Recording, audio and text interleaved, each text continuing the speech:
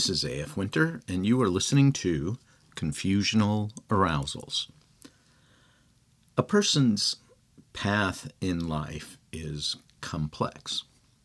Sometimes the path is linear, where it almost seems like you could see the end from the beginning, but then you realize that what you saw was an illusion because the path has suddenly been lost.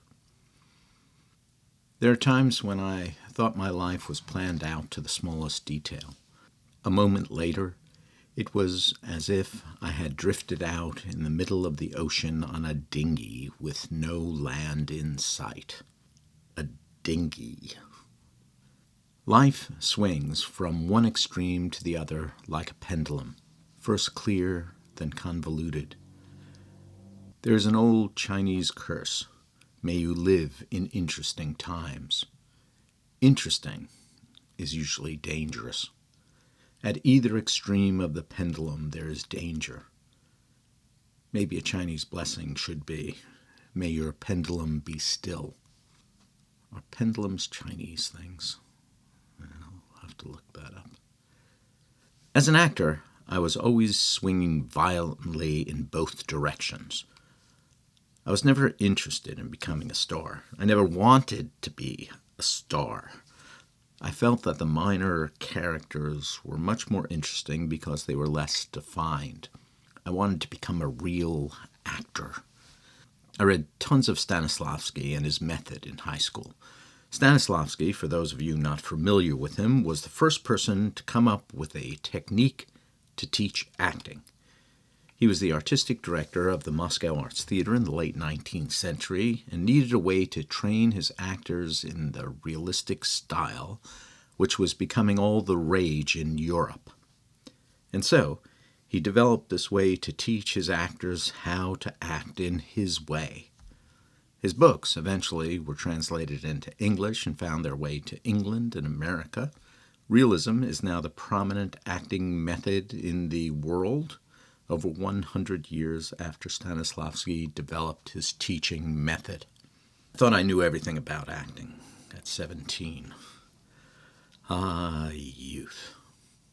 You see, after debuting as a rat in second grade, the only shows that junior high school and high school produced were musicals, and so I grew up on musicals. Stanislavski's method showed me how real actors prepared for the role. I read a lot about James Dean. In East of Eden, he once didn't pee for a whole day before he filmed a scene where he was on a date. He thought that being physically in pain would make him appear nervous. How cool is that? I read about Marilyn Monroe and her struggles with her public and private persona and how that influenced her acting. When Marlon Brando was on Broadway playing Stanley Kowalski in A Streetcar Named Desire, the producers had a room to take women who had fainted because of his animal magnetism.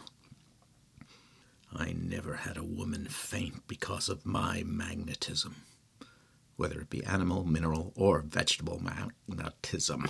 I did have a thing for a cantaloupe once, but our families never approved. Love. I saw everything I could with Robert De Niro, Al Pacino, Robert Duvall, and Meryl Streep.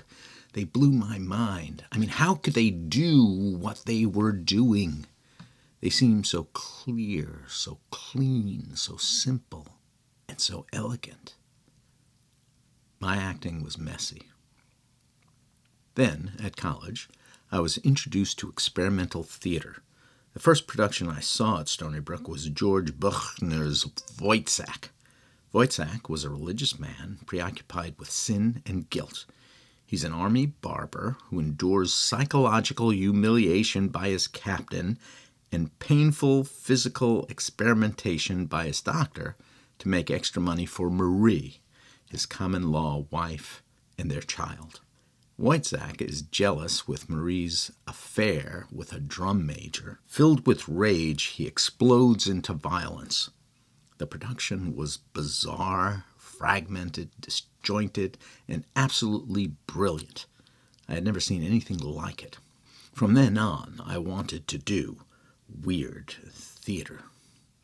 My first acting class at university had students jumping off of a 12-foot ladder into the extended arms of the other students in the class.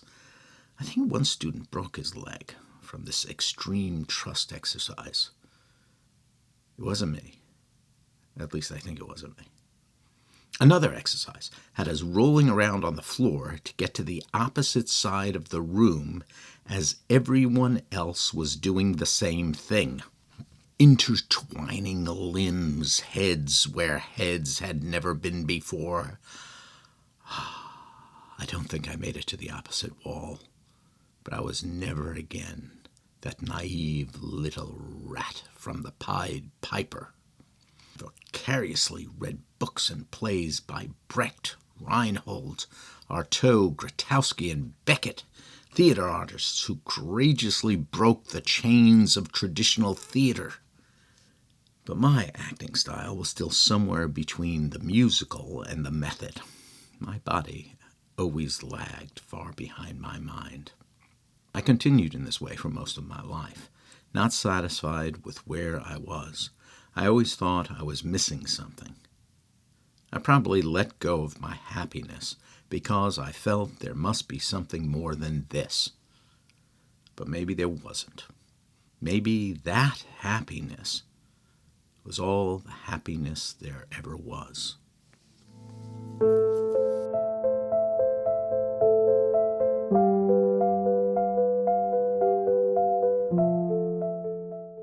I have met many people in my life who had a fear of failure. I realized very early as 6th grade, that I had the opposite condition, the fear of success. Whenever I was in a position where I could be the best at something, I stopped myself. In 4th grade, in gym class, we had to climb a rope and touch the ceiling. I had no trouble climbing up, but I stopped myself within a couple of feet of the top. The coach and all the other students yelled at me to touch the ceiling. I didn't. And after a few minutes, I shimmied down. I often wondered how my life would be different now if I just touched the damn ceiling.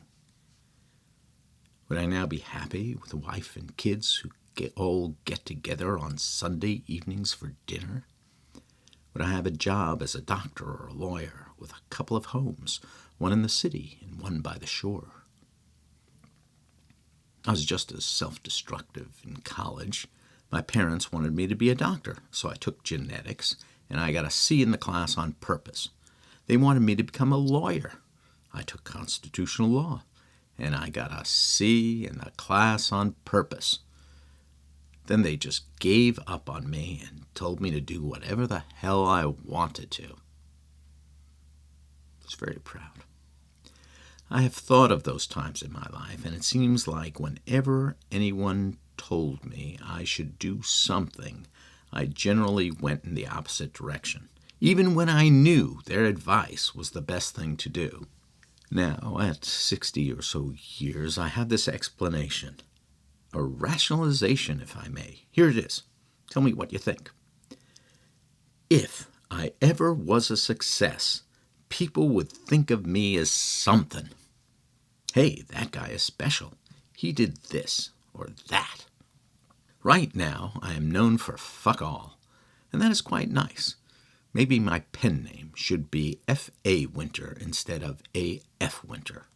Life is fluid, and being stuck in your success can only bring you unhappiness. Once you are successful at something, you have to ask yourself, what next? And then you have to be a success at that. And then you have to be a success at the next thing, and the next thing, and the next thing, and the next thing, and the next thing, and the next thing. Seems like a lot of work.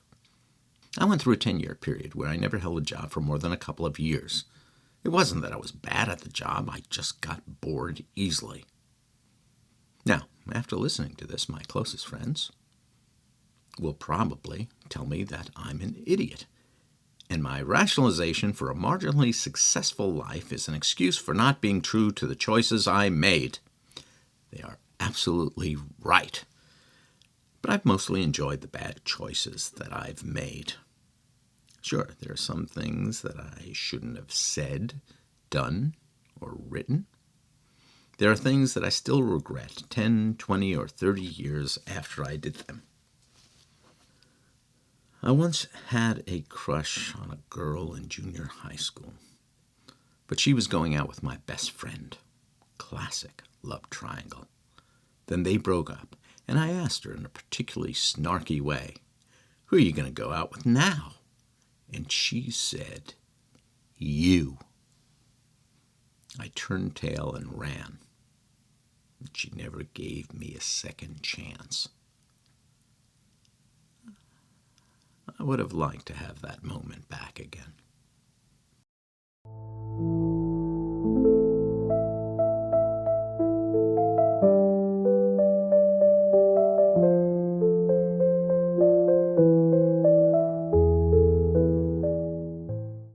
Working on Cinderella's End, Part 2, I came across the Labyrinth at Chartres Cathedral. I didn't end up using it in my book, but the design fascinated me. The labyrinth and its cousin, the maze, have fascinated humans for thousands of years. Cousins? Maybe second cousins. If a labyrinth and a maze got married, their offspring would look like a plate of spaghetti. I don't know why I thought that joke was funny. Another regret. Another regret. The labyrinth and the maze have been around for thousands of years. They have been found in ancient cultures throughout the world and are not tied to any one religion or culture. The oldest known rock art labyrinths are found in Nevada and date back to 10 to 15,000 years ago. They have been found in North America, South America, Europe, Asia, and Africa. This reminds me of one of Jung's theories on the collective unconscious. He said that all human knowledge exists in the collective unconscious, which is difficult but not impossible to access. But maybe it did not only relate to myths and legends and other stories of the culture as he believed, but to architecture as well. I mean, that would make sense. We should be able to find all of humanity's accomplishments throughout the ancient world in slightly different forms. In the collective unconscious and in the dark and forgotten places of this planet. In Greek mythology, the labyrinth is an elaborate, confusing structure designed and built by Daedalus for King Minos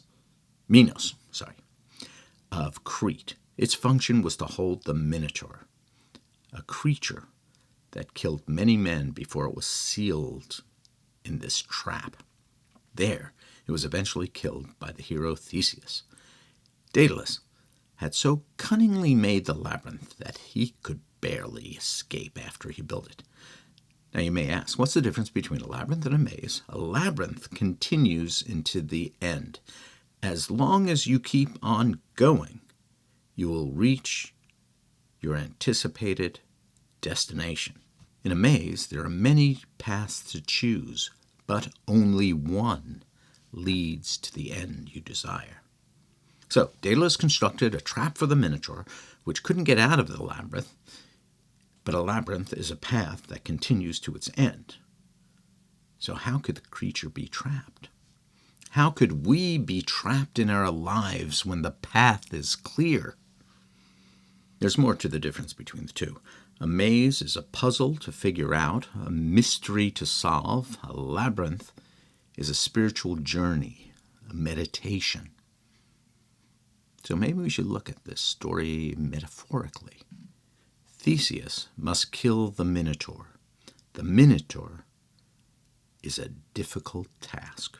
Once Theseus accepted the challenge, he could not avoid doing battle with the beast. All he could do was bravely put one foot in front of the other. Difficult tasks, hard work, good, we can't avoid them. This has been Confusional.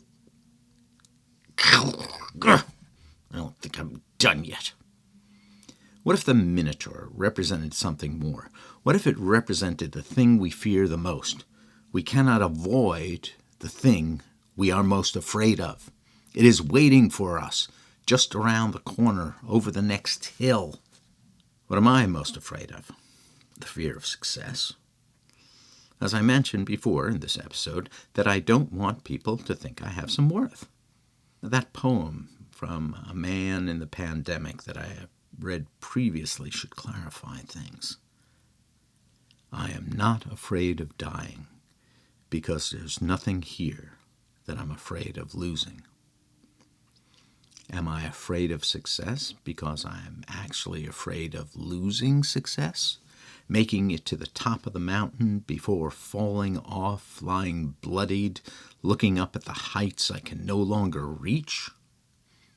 Maybe. I've had many people in my life leave me before I was 18. My friend shot to death before I was 5. My other friend moving away when I was in 4th grade. A loss is a loss. I had another friend who replaced my friend who moved away. We were close for a while, but then grew apart. He was an Orthodox Jew.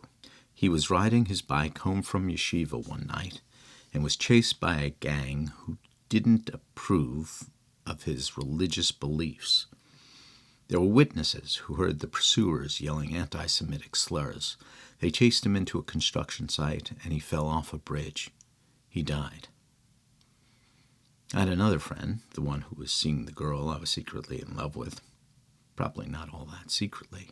He was a counselor in a summer camp and was walking down a deserted road in upstate New York, was hit by a car, and died on that lonely road.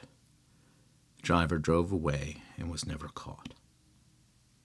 I just realized that all of my friends who died violently, their killers, were never caught.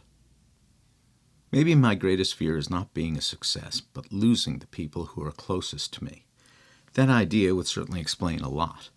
The reason why I moved and stayed so far away from my family, the reason I have self-destructive relationships. I push people away so I won't have to deal with losing them. I am an emotionally stunted man, a frightened child. But my reclusiveness will not shield me from the pain life presents. I will still mourn my losses deeply. But what have I given up in an effort not to feel the pain of loss? The joy that life offers us at each moment, maybe. True, meaningful relationships. Everything I ever wanted. A poem by Emily Dickinson. A door just opened on the street. A door just opened on a street. I, lost, was passing by. An instant's width of warmth disclosed, and wealth, and company. The door as instant shut, and I, lost, was passing by, lost doubly, but by contrast most, informing misery. I'm like a man who covered his eyes when young because he fears that he will lose his sight when he is older. A maze is a puzzle to figure out, a mystery to solve. A labyrinth is a spiritual journey, a meditation. I have refused to enter my labyrinth and confront what must be confronted. Instead, I chose the maze. And when, away from prying eyes, I purposely chose a wrong turn. Staring at the wall in front of me, I sit down, burying my head in my hands and waiting for the inconclusive end. Of course, I could be totally wrong about everything I've said to you today, and that the Minotaur is just a minotaur, a monster with the head of a bull and the body of a man who feasted on the flesh of Athenian youth. Either interpretation is probably just as true. I am A.F. Winter, and this is Confusional Arousals.